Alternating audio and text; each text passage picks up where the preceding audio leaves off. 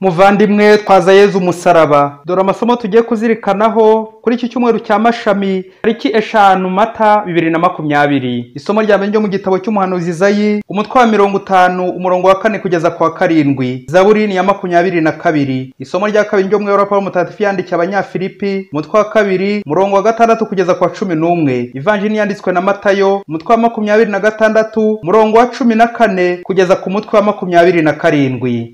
Nyagasani Yezu nabane namwe. Amagambo yo mu Ivanjili ntagatifu ko yanditswe na Matayo. Muri icyo gihe ajyanwa imbere ya Pilato umutware mukuru w'igihugu. Umutware aramubaza ati, ni wowe mwami w'Abayahudi? Abatware b'abahereza bitambo n'abakuru b'umuryango bamuregaga byinshi, ariko we ntagire icyo asubiza. Nuko Pilato aramubaza ati, ntiwumva ibyo byose bagushinja?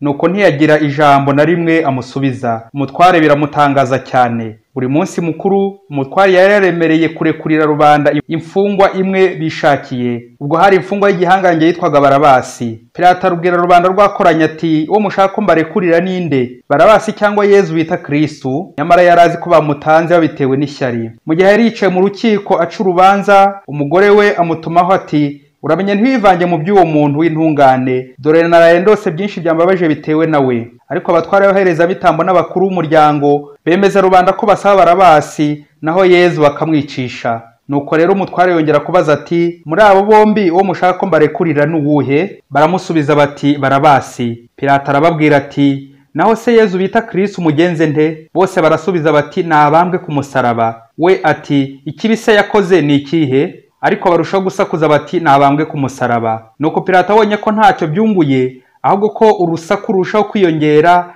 afata amazi akarabira imbere ya rubanda avuga ati, ndi umwere w'ayo maraso muzigorerwe. Rubanda rwose rurasubiza ruti, amaraso ye araduhame twe n'abana bacu. Nuko barekurira Barabasi. Naho Yezu amaze kumukubitisha ibiboko aramubegurira ngo abambwe ku musaraba. Nuko abasirikare b'umutware mukuru bajyana Yezu mu gikari cy'ingoro ye, bamukoranyirizaho igombaniro ryose.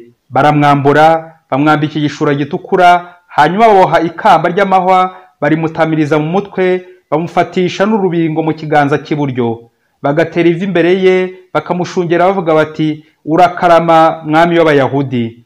Nuko bakamuvendereza amacandwe, bagafata rwa rubingo bakarumukubita mu mutwe. Bamaze kumukwena, bamwambura igishura, bamwambika imyambaro ye, maze bamujyana kumubamba ku musaraba. Basohotse bahura n'umunyasireni witwa Simoni, bamuhatira gutwara umusaraba wa Yezu. Bageze ahantu hitwa Golgota, bikavuga ku cy'igihanga, bamuha divayi ivanze n'inurwe ngo anywe. Asomyeho yanga kuyinywa. Bamaze kumubamba ku musaraba, bigabanya imyambaro ye bakoresheje ubufindo. Nuko bicaraho baramurinda. Hejuru y'umutwe we bahashyira urubaho rwanditseho icyo azize, ngo uyu ni Yezu umwami w'Abayahudi. Icyo gihe hari ibisambo bibiri byari bambanywe nawe, kimwe iburyo ikindi ibumoso. Abahisi bakamutuka bazunguza umutwe bavuga bati, wowe usenya ingoro y'Imana ukongera kuyubaka mu minsi 3, ikiza ubwawe niba uri umwana w'Imana, maze umanuke ku musaraba. Abatware b'abahereza bitambo nabo bakamuseka, n'abigisha amategeko n'abakuru b'umuryango bati, yakijije abandi none ntashoboye kwikiza ubwe. Harya ngo ni umwami wa Isiraheli? Ngaho namanuke ku musaraba tumwemere.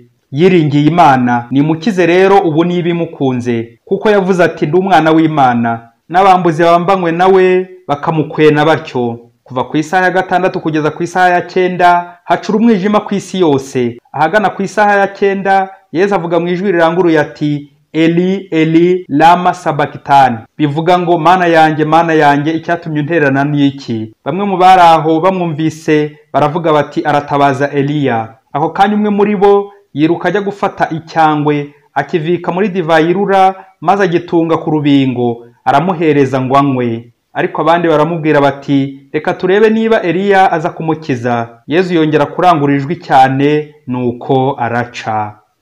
Nibwo umubambiko mu ngoro y'Imana utanyutsemo kabiri kuva hejuru kugeza hasi. Isi ihinda umushyitsi, ibitare biriyasa, imva zirakinguka n'imibiri y'abatagatifu benshi bapfuye irazuka. Yezu amaze kuzuka, nabo bava mu mva zabo bajya mu murwa mutagatifu, maze babonekera abantu benshi. Umutegeka hamwe n'abasirikare be barindaga Yezu babonye umutingito w'isi n'ibyari bibaye, bagira ubwoba bwinshi baravuga bati, uyu koko yari umwana w'Imana.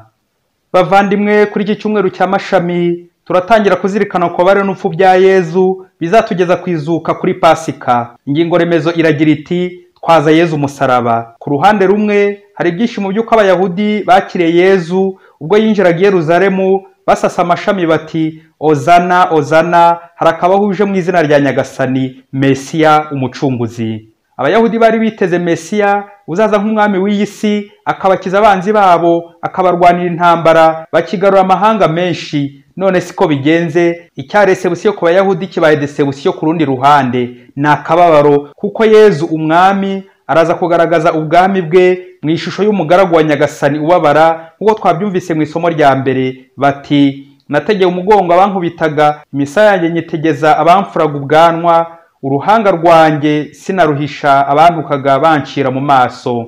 Uyu mugaragu yoroshya bigeze aha ni Yezu ubwe, nk'uko Pawulo yabitwibukije mu isomo rya kabiri, umwami w'abami. Yezu Imana ihari icyubahiro cye akemera kwicisha bugufi, akamanuka akaba umugaragu kugira ngo acungure abantu. Naho mu ivanjiri turumva Yezu utangira inzira y'umusaraba, ubabare n'urupfu bye.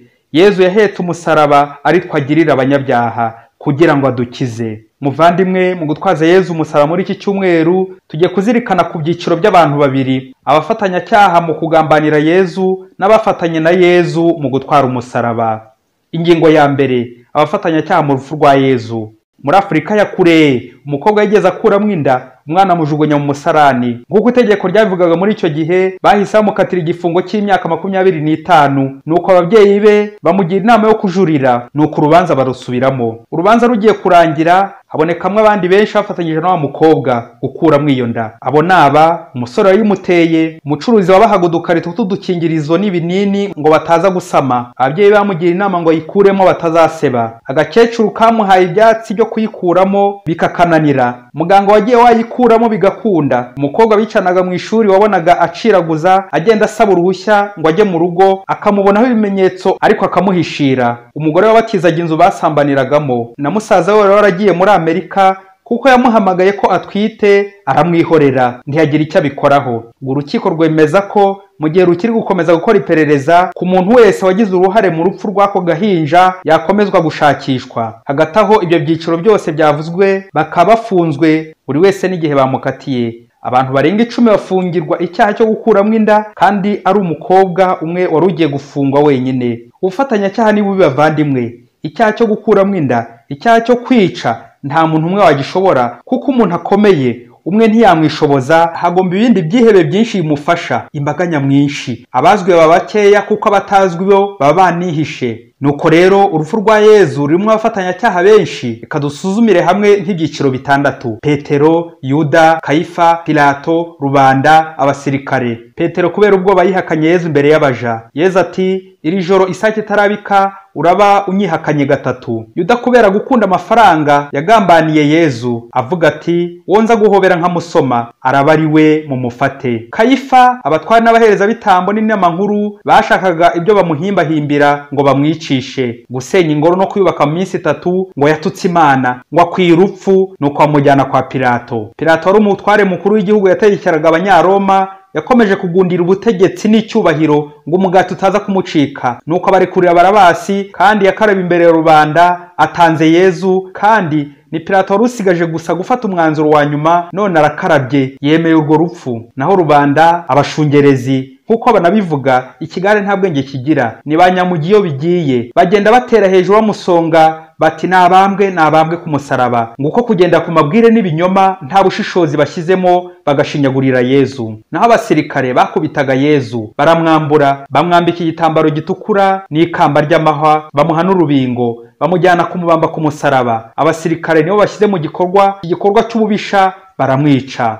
Ese muvandimwe, muri ibyiciro 6 tumaze kubona, uwishe Yezu ninde? Burya kwica umuntu ntibigombera kuba uhari. Ushobora kuba uri muri Amerika ukica umuntu uri mu Rwanda kandi ukamurangiza bikomeye. Ese bakristo ninde wishe Yezu koko? Akawundi uhora yivovota ati buri gihe abakristo baratubeshyera ngo twishe Yezu kandi abamwisha ari bene wabo b'Abayahudi bo muri Aziya. Ubwo se icyo cyaha kirandeba kweri umunyafurika? Muvandimwe, kwica ntabwo bigarukira mu kugambana, kwihakana cyangwa gukoresha intwaro, imbunda, isasu, icumu, uburozi. Burya n'amagambo mabi arica. Uburozi bubi butarutswa ni ijambo ribi ry'umuvumo. Ibyo dukora dukora nabi, ibyo tuvuga nabi ni urupfu. Ibyo bibangamira Imana bagenzi bacu n'ibyaha. Nuko rero iyo ukoze icyaha uba wishe Yezu, keretse niba utarakora icyaha muvandimwe. Nk'uko natwe Abanyafurika n'abandi batuye isi bose, natwe tuba abafatanyacyaha mu rupfu rwa Yezu igihe dukora ibyaha, tukagambanira abandi, tukica bagenzi bacu, tukanduza abandi indwara nka coronavirusi. Ibyo byose bibi ni ukugambanira Yezu, ni ukumwicisha. Twese nka wa mukobwa wakuyemo inda bagakusanya umuryango wose n'abandi benshi, natwe ducike ku ngeso mbi batazadukusanya mu bice Yezu buri munsi, mubamusubiza ku musaraba.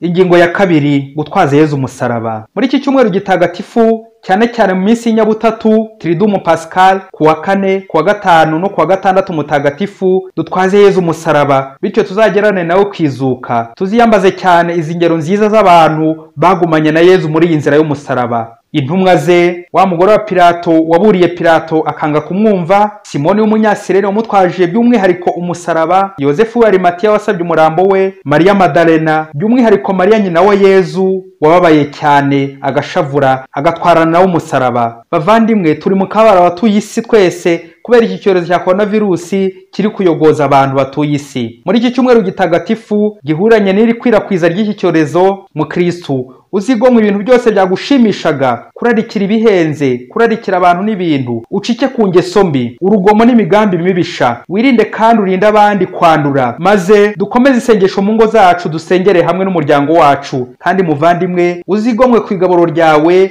wibuke abashonji, abakene, ababaye muri iki gihe cy'icyorezo cya coronavirusi, maze uzafungurire imbaga nyamwinshi abo bababaye. Muvandimwe, kwaza Yezu umusaraba. Mwari kumwe na Padiri Masumbuko Ladislas, murezi mu iseminari nto ya Mutagatifu Aloyizi, Diyoseze ya Cyangugu. Yesu